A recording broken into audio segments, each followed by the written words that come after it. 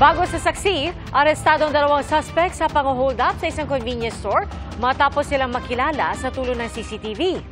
Saksi, si Emil Sumangil, exclusive. Riding in tandem ang mga suspect na nakuna ng CCTV. Pagdating sa convenience store, pumarada ang rider sa hindi tanaw ng security camera.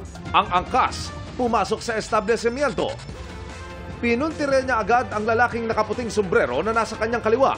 Napatras sa mga customer ng tindahan. Tinutukan ng baril ang lalaki na siya palang branch manager ng convenience store. Saka tinangay ang bag na kulay itim. Mabilis siyang tumakas sakay ng nag-aantabay na motorsiklo sa labasan.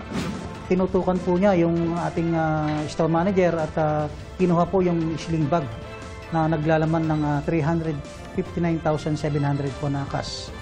Sa loob lang ng ilang oras sa tulong ng kuha ng CCTV at ng mga nakakita. Nakilala agad ang ating mga suspects dito sa krimen ito sa pang-hold up. Itong dalawang suspect natin na riding in tandem, so they were able to conduct a follow-up operations immediately. Nasundan po namin yung kanilang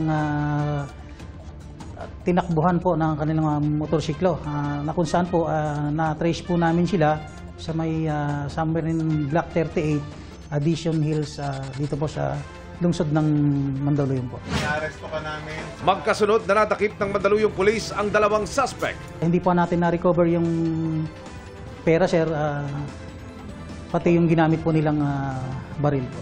Ayon sa investigasyon, ang humold up sa convenience store, isang ex-convict. Ito po ay kakalaya lang po, nakulong po siya sa New Bilibid prison po para sa kasong may kinalaman sa illegal na droga po.